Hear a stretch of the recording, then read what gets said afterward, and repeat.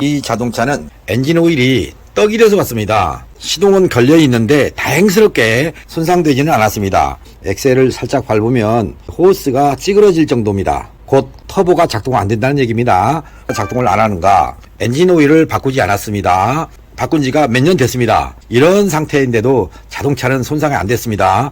오일이 엉망이라는 거는 알겠는데 터보가 안 돈다. 왜 안 도는가? 한번 보시겠습니다. 이겁니다. 이 파이프가 있습니다. 여기 보이죠? 여기 파이프. 이 밑으로 터보로 연결되어 있습니다. 이 볼트가 지금 박혀 있는데 오일이 이쪽으로 들어가서 터보로 가는 겁니다. 오일이 지나가면서 그 속에서 슬러지화가 되는 겁니다. 슬러지가 또 굳으면 피치가 되는 겁니다. 터보 윤활 부위가 피치로 감싸 있기 때문에 축이 고정되어 있는 겁니다. 그래서 엑셀 페달을 밟았을 때 터보 회전이 안 되니까 이 호스가 찌그러지는 것입니다. 이렇게 비중이 높은 상태로 자동차가 운행을 하면 엿을 만들기 직전에 조청과 같은 오일이 되는 것입니다. 그런 상태의 오일이 터보를 들어가면 엔진에서의 슬러지보다 더 빠르게 슬러지화가 되는 겁니다. 곧 피치화도 더 빨라진다는 얘기입니다. 터보가 회전하지 않을 정도로 고착을 시켜버렸다. 볼트를 지금 뺐습니다. 빼놓은 상태로 드라이버로 여기다가 좀 꽂아봤는데 꽉 막혔습니다. 오일이 순환이 되나 안 되나 시동을 방금 걸어봤어요. 그랬더니 안 나오다가 퍽 하고 터지는 겁니다. 터지면서 여기가 지금 오일이 범벅이 됐어요. 어떤 정비를 할 것인가 쉽지 않습니까? 엔진 내부에 클리닝을 하는 겁니다. 오일 빼고 클리닝유를 넣고 시동을 걸고 주행하고 이런 식으로 해서 3회 정도 클리닝을 한 다음에 터보로 오일이 들어갈 수 있도록 루트를 열어주는 겁니다. 이해되셨습니까?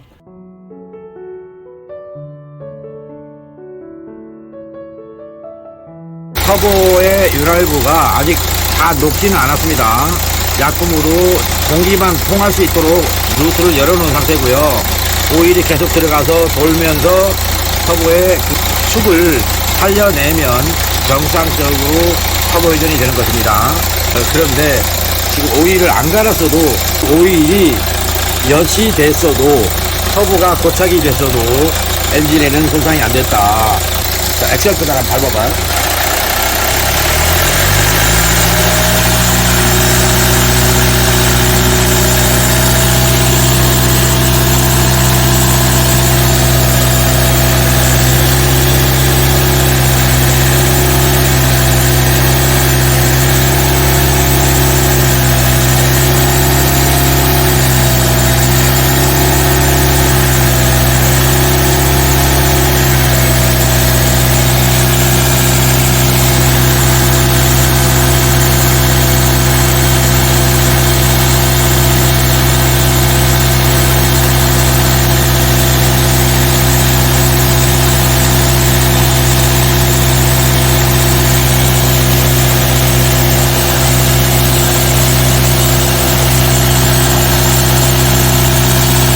지금 아직 터보는 회전하지 않습니다.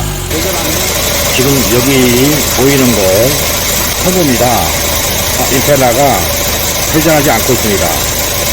이렇게 되면은 출력이 나오겠습니까? 터보의 역할을 못하는데, 그래서 자동차가 정상적인 주행을 할 수가 없는 것입니다. 속수를 해서 보겠습니다. 엔진이죠. 이속입니다. 좌속으로 지금 보이는 겁니다. 다시 한번 확대해보죠. 어느 쪽인가? 이렇게 보이십니까? 페달이 이제 여기입니다.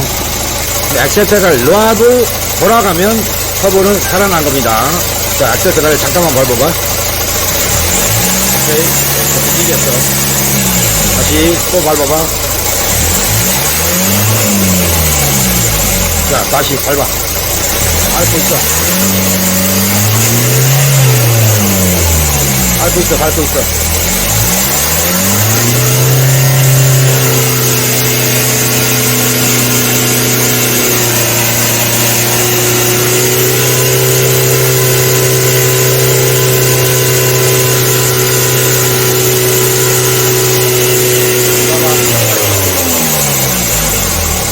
엑셀 페달을 놓으면 멈춥니다. 슬러지, 피치에 의해서 꽉 썰어버리는데 이게 저절로 돌아갈 때까지 두던가 터보를 분해해서 윤활부에 그 오염된 것을 닦아내는 방법도 있습니다. 그러면 빨리 정소가 되니까 임펠러가 살아나겠죠. 몇 시간 후에는 이게 정상적으로 풀림이 와서 회전하게 될지 좀 지켜보도록 하겠습니다. 전반부에서 보셨죠? 여기가 막혔다는 거. 자, 여기로 오일이 들어가서 속을 돌아서 자, 이쪽으로 나오는 겁니다. 오일이 위에서 들어가가지고 이쪽으로 나와야 되는데 청소를 했음에도 불구하고 이게 피치입니다. 오일이 굳어서 슬러지가 더 굳어서 피치가 된 겁니다. 이 자동차 엔진 속에는 이런 상태의 오일이 들어있는 겁니다. 뭐 어떤 약품을 뿌린들 쉽게 녹겠느냐 이 말입니다. 안 녹습니다. 시간이 가야 된다는 얘기예요. 얘가 녹아서 깨끗하게 닦여 나오려면 한 달, 두 달 걸립니다. 운행을 못 해야 되는 입장이니까 자동차가 탄생한 소기의 목적을 위해서 빨리 운행할 수 있도록 하자. 그런 차원에서 터보를 교환하기로 한 것입니다. 이 자동차에 설치가 됐을 때는요, 자동차 앞쪽에서 이게 찍은 겁니다. 여기가 어디냐면 에어클리너로 연결되는 것입니다. 공기랑 센서를 거쳐서 공기가 들어가고 회전을 해서 강하게 에어 압력을 만든 다음에 이쪽으로 나옵니다. 얘가 인터쿨러로 가는 겁니다. 배기가스의 속도가 빨라지면 얘도 빨라지고 공기를 더 많이 빨아들여서 나간다는 얘기입니다. 빠른 공기가 들어오면 ECU는 그 공기랑 센서를 인식해서 매연이 잘 나갈 수 있도록 제어하는 것입니다. 그래서 규정된 공기량이 속도에 맞게 RPM에 맞게 들어와야 되는데 바로 공연비 희박이 되면 배기가스가 빨리 나가는 거고요. 압축 불량이 생기면 배기가스의 속도가 느려집니다. 그러면 ECU는 또다시 이걸 제어하는 겁니다. 이걸 제어해서 공기량이 많아지도록 제어를 하는데 그래봤자 압축 불량에 의해서 연소 불량이 오는 겁니다. 연소 불량이 오면 역시 매연을 유발시키는 겁니다. 공연비 희박도 압축 불량도 냉각수 온도가 높아도 또 냉각수 온도가 낮아도 전부 다 매연을 유발시키는 원인으로 작용한다. 그래서 여러분들 부디 자동차 관리하실 때 최소한 냉각수와 엔진오일 관리라는 거는 잊지 말으셨으면 좋겠습니다.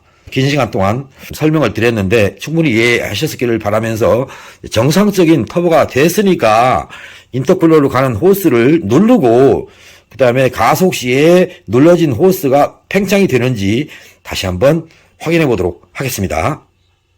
터보를 바꿨기 때문에 터보가 정상 작동하는지를 여러분께 보여드리기 위해서 지금부터 가속 페달을 밟으면서 터보에서 나온 공기가 인터쿨러로 가는 쪽입니다. 이거를 누른 상태에서 가속 페달을 밟습니다. 그리고 이곳에서 어떤 반응이 오는지를 여러분한테 보여드리겠습니다. 여러분들의 자동차가 터보에 문제가 있다 그러면 지금과 같은 방법으로 하시기 바랍니다.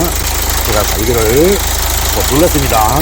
이 상태에서 엑셀 페달을 밟으면 얘가 자동으로 제 손가락을 밀어냅니다. 한번 보겠습니다.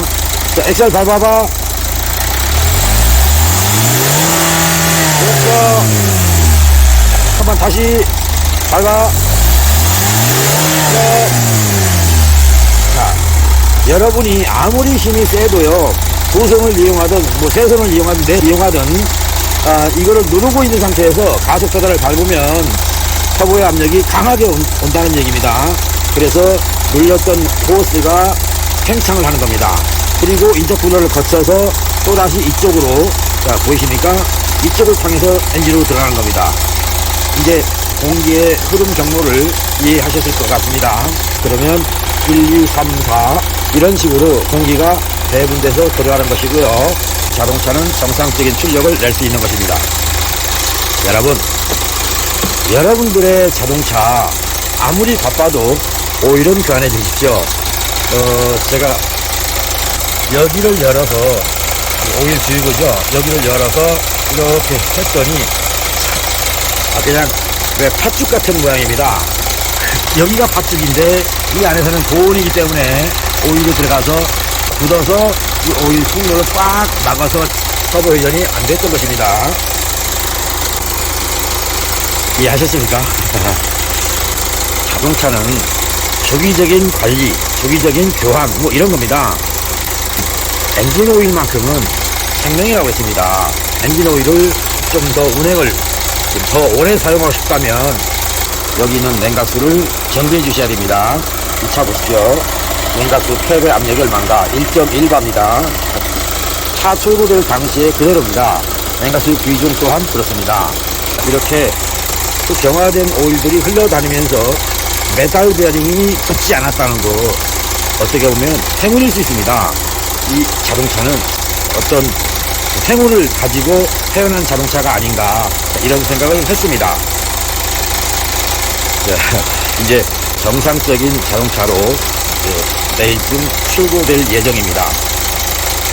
권영호TV 구독자님과 시청자님 모두에게 행운이 있기를, 그리고 여러분의 자동차가 여러분을 고달프게 하지 않기를 바라는 말씀으로 마칠까 합니다. 정비되는 과정을 일일이는 소개 못했지만 어떤 것들을 정비해서 복원이 됐는지, 엔진 내부에 있는 흘러가는 오일들이 오일 찌꺼기죠. 그런 것들이 깨끗이 씻어 나와야 되기 때문에 세정 작업을 한 번 했는데 2번을 더 할 예정입니다. 그렇게 해서 끝 마칠 예정입니다. 놀라운 변화를 가져올 이 자동차에 대한 기대를 가지고 여러분한테 소개해드렸습니다. 권영호TV 구독자님과 시청자님 모두에게 행운이 있기를, 그리고 또한 여러분의 자동차가 여러분을 고달프게 하지 않기를 바라는 말씀으로 마칠까 합니다. 시청해주신 여러분 감사합니다.